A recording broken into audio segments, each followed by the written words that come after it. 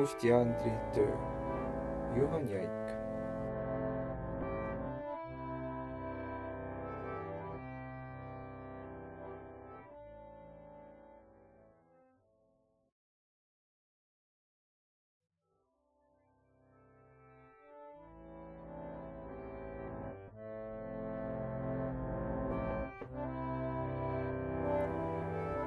Pops Mehkamäe kodus valitses alati rahu.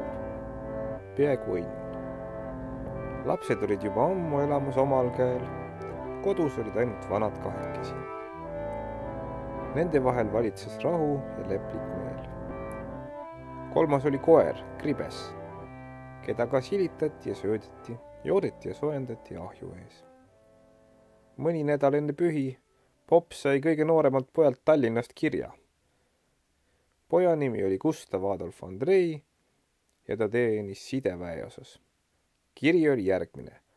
Armsad isa ja mamma, saatan teile sina kodu pole palju õõne soove ja teatan, et minna olen valmis tänu teile hühe raatju happarati ja saatan par hilla raute maa sinaga härra. Vaak saalist sapp tšälniku käest kätte teie poig ilma näkemata ja käe andmata Gustav Adolf Andrei. Piiga kirja saatan paagi sees. Selle kirja saamisel Mihkamäel algas pühapäev. Eidel ja taadil oli nii palju rõõmu, et kõnekõmin tõusis poole kõvemaks. Vai meil siis on vaja enam kerko minna. Puha koton kulle, mida nii papi seal ütlese, arvas Eit. Muiduksin koton kulle jah, kuidas nime õiskave, kiitis taat.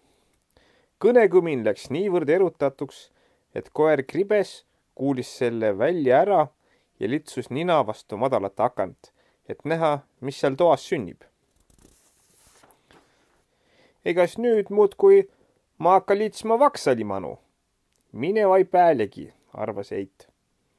Mehkamäe pildus varsti pikki samme vaksali poole.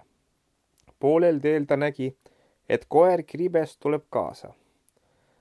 Vanamees seda küll kuidagi ei sallinud, aga täna ta ei pahandanud.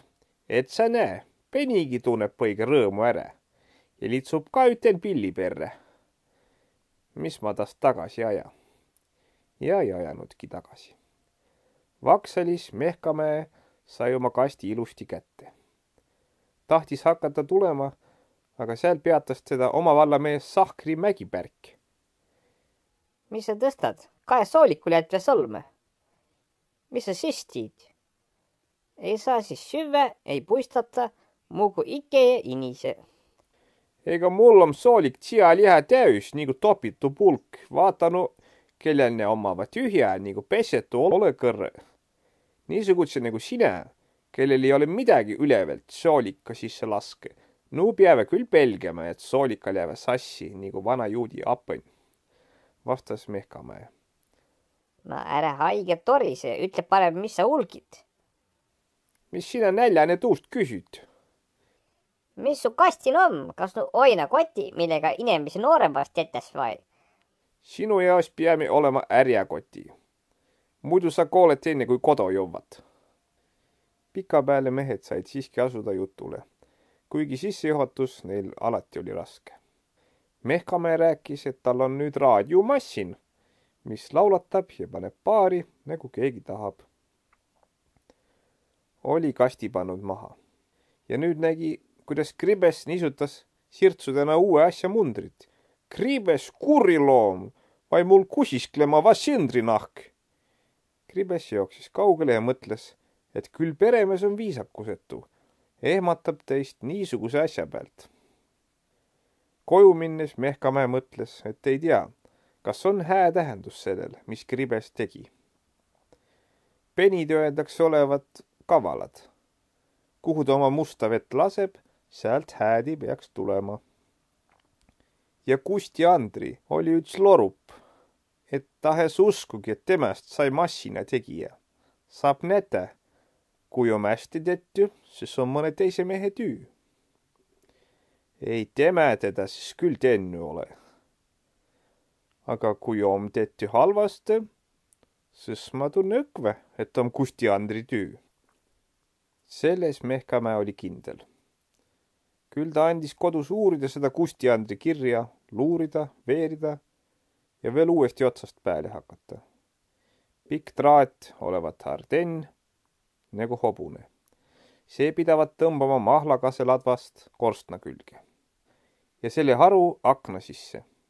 Teine traat läbi akna välja ja ots maasse. Ja siis need kastikesed ja nöörikesed igaüks oma paika. Mehkamäe viis traadi otsa kase otsa. Maha tulles tõmbas püksid lõhki. See oli esimene pahandus. Aga antenni ta säädis üles. Kui aga hakkasid säädima aparaati, siis oli mõlematel mõistus otsas. Tahtsid saada küll kohe valmis, sest oli laupäeva õhtu ja hommikul oleks tore kuulata, kas linnapapid on kangema sõnaga kui need maapapid. Aga masinat ei saa joonde. Tee, mis sa tahad. Selle juures läksid Heidega tülli. Üle 33 aasta esimene kord. Pahandus number 2. Heid läks nuttes oma voodi ja lubas hakata ennast lahutama. Mitte meelt lahutama, vaid ennast taadist lahutama. Oleks ta seda teadnud, et satub kokku niisuguse kiuslikuga. Kas tal siis teisi võtjaid puudus oleks olnud? Kõik maailma mehed tahtsid teda. Aga tema läks nooruse rumalusest Mehkamäele. Mida taat üksi tegi ja õiendas, pole teada, sest toas põles ainult väike tattnõne lamp ja näha polnud palju. Aga kuidagi ja kuhugi ta oli need traadi otsad toppinud, et juba valjuhääldaja hakkas kahisema. Sel silmapilgul tuba lõi valgeks taadisäravast näost ning Heit voodis ütles omas südames, et küll ta tegi targasti 33 aasta eest, kui tuli Mehkamäele naiseks. Nüüd tuleb keerutada kondisaatanat, kondisaatorit, jah, siis hakkab laulma. Nagu taat keeras kondensaatorit, nii käis läbi toa niisugune vile, nagu viibiks toas nägematuna suur põrgu härg. Vilele järgnes aknaruutude tilin. Kribes oli selle hääle peale hüpanud aknast kõige ruuduga sisse ja hulus ja haukus, nagu oleks toas 100 võõrast kassi. Kribes kurradi mait, nüüd ma su naha õrde tõmba, ütles Mihkamäe ja vilutas koerale taburetiga. Kribes hüppas eest ära, taburettaga lõi seinakella kapi kõikuma ja ajanäitaja, 33 aastat vana, lõpetas kukkudes oma olemise. Kribes kurrat! Karjus Mehkamäe, kuid Kribes läks välja teisest aknast teise ruuduga.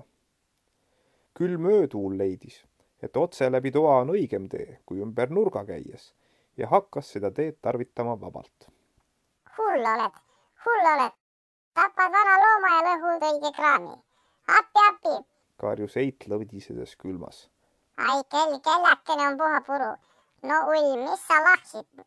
No mis sa no sait? Kus mõistus on? Pühe taevake, oih. Ja nii edasi. Käis Heide jutt, kui ta jooksis poolhulluna mööda tuba ja viimaks toppis akande ette midagi riidepoolist. Mihkamäe seisis kui välgust rabatu. Raip küll, ikka Kusti Andri tüü õkva näete, ütles ta ja ladus siis kõik kastid ja traadid ühte hunnikusse ja peksis puukurikaga senini, kuni oli järel mõni kõver traadijupp, puupilvaste ja purutolmu sees.